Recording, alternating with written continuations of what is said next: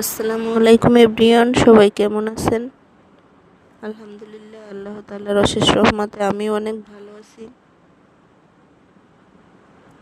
আশা করি আপনারাও অনেক ভালো আছেন। আজকে আমি বাসায় খিচুড়ি রান্না করব। অনেক দিন হয়ে গেছে খিচুড়ি খাওয়া হয় না, তো ভাবলাম আজকে খিচুড়ি করে নেই। তো আমার হাজব্যান্ড আবার মুগ ডাল দিয়ে খিচুড়ি খুব পছন্দ করে, আসলে এই জন্য আমি মুগ ডাল টেনে নিচ্ছি।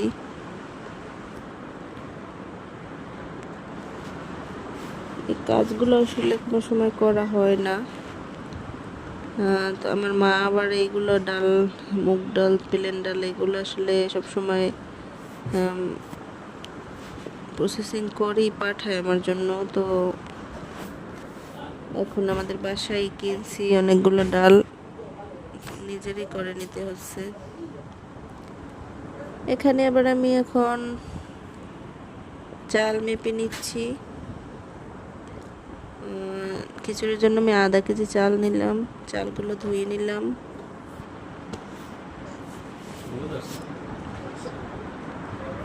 এখন আমি ডালগুলো ভেঙে নিচ্ছি।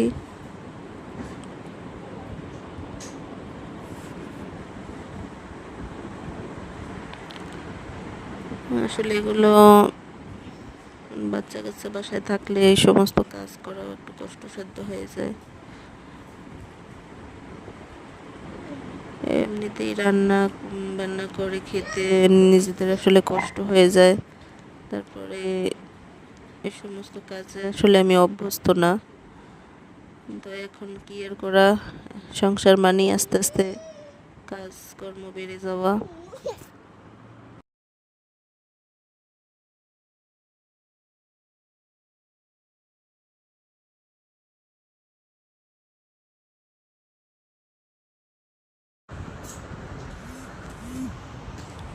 এই তো আমি ভালোভাবে ডাল ভেঙে নিলাম, ভাঙা ঝাড়া হয়ে গিয়েছে, ডাল পরিষ্কার হয়ে গিয়েছে। এবার একটা প্যানে এই তো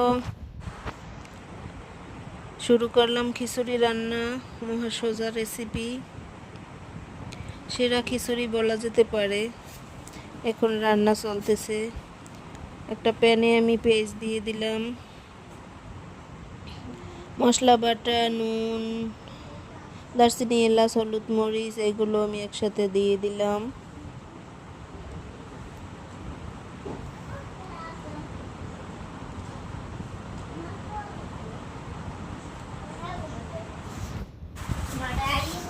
মশলাগুলো এবার আমি একটু কষিয়ে নিতে আসি ভালোভাবে। মশলা কষানো হয়ে গেলে এর মধ্যে আমি মুগ ডাল দিয়ে দিব।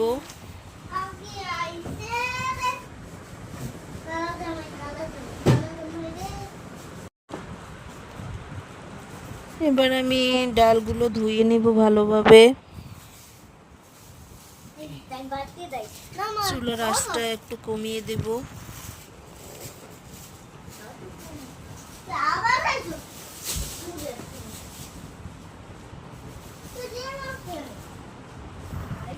এই তো ডালগুলো আমি ভালোভাবে ধুয়ে নেব।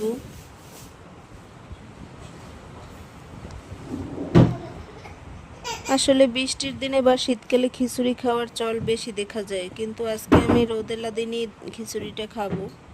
খিচুড়ি রান্না করতে এসেছি, আজকে অনেক রোদ উঠছে, তার মধ্যে আমি খিচুড়ি খাবো। সবসময় তো বর্ষার সময় বেশি খাওয়া হয়, শীতে বেশি খাওয়া হয়, আজকে আমি রোদের মাঝেই খাবো। তবে রোদের মাঝে খাওয়াটাও খুব আরামদায়ক। খিচুড়ি মানেই তো লোভনীয় একটা খাবার। আমার খিচুড়িটা আজকে রান্না করব আমি আলু, মুগ ডাল আর চাল দিয়ে।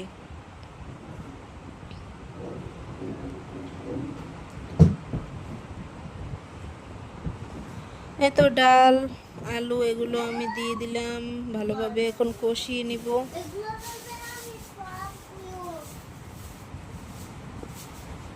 আজকের খিচুড়ি আমি আজকে মুরগির মাংস দিয়েই করব।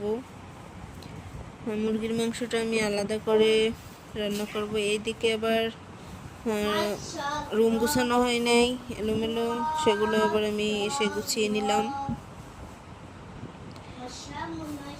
রান্নার ফাঁকি কাজগুলো করা লাগে, নাইলে তো অনেক দেরি হয়ে যায়। তো রান্নার সময় দাঁড়িয়ে না থেকে অন্যান্য কাজ আসলে করাই উত্তম। অন্যান্য কাজগুলো করলে আসলে রান্না খুব তাড়াতাড়ি হয়ে যায়। এখন একটু চেক করে নিলাম আলু ডাল কতটুকু সেদ্ধ হয়েছে। মোটামুটি সেদ্ধ হয়ে আসলেই আমি এখানে চাল দিয়ে দেব। তো সেদ্ধ হয় না, এজন্য আসলাম আবার রুমে, একটু ঝাড়াঝাড়ি করে নিচ্ছি।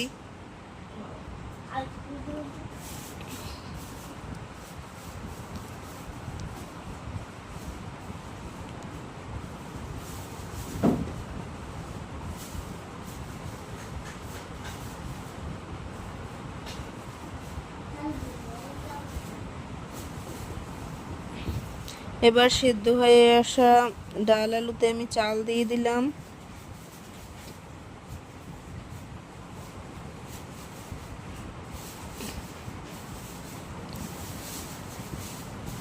আসলে এসব খাবার খেতে বাঙালির কোনো উপলক্ষ প্রয়োজন হয় না। সেটা ইলিশ খিচুড়ি হোক, মুরগি খিচুড়ি হোক, সবজি খিচুড়ি হোক, ডিম ভাজা খিচুড়ি হোক, আসলে বাঙালিরা সবসময় এগুলো খাওয়ার জন্য অভ্যস্ত। হুটহাট করেই বাঙালিরা খিচুড়ি খাওয়াটা খুব পছন্দ করে। এইদিকে আবার একটা মালটা কেটে আমি বাচ্চাদেরকে দিয়ে দিলাম দুপুরের টাইমে।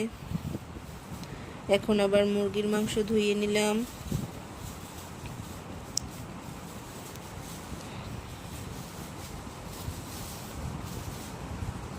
সমস্ত মশলাপাতি সব কিছু দিয়ে আমি এখন আবার মশলা কষিয়ে নিলাম। তো কষানো মশলায় আমি মুরগির মাংসটা দিয়ে ভালোভাবে কষিয়ে নেব।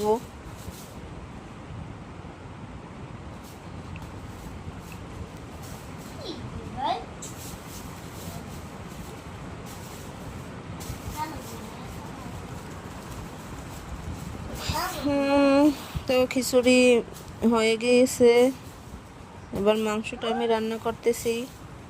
আসলে দুঃখকর বিষয় হচ্ছে গিয়ে খিচুড়ি মানে মাংসে খুব লবণ বেশি হয়ে গিয়েছে, এজন্য আমি আবার তাড়াতাড়ি করে আলু কেটে দিচ্ছি। এখন আসলে আলু দেওয়ার কোনো ইচ্ছেই ছিল না, কারণ খিচুড়িতে আমি আলু দিয়েছি, মুরগির মাংসে আলু দেওয়ার ইচ্ছে ছিল না। তো লবণ বেশি হওয়ার কারণে আমি আবার আলু দিয়ে দিলাম। তো এবার দেখা যাক কি হয়।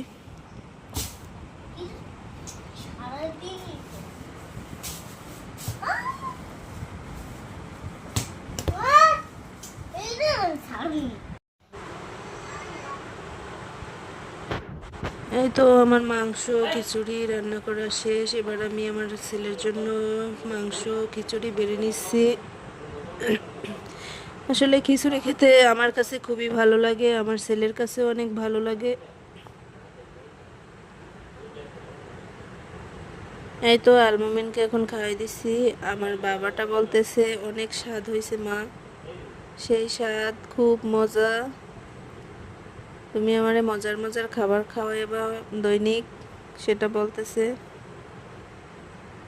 আমি বললাম হ্যাঁ, আমার ছোট্ট পাখিটারে আমি দৈনিক খিচুড়ি বিরিয়ানি এগুলো খাওয়াবো।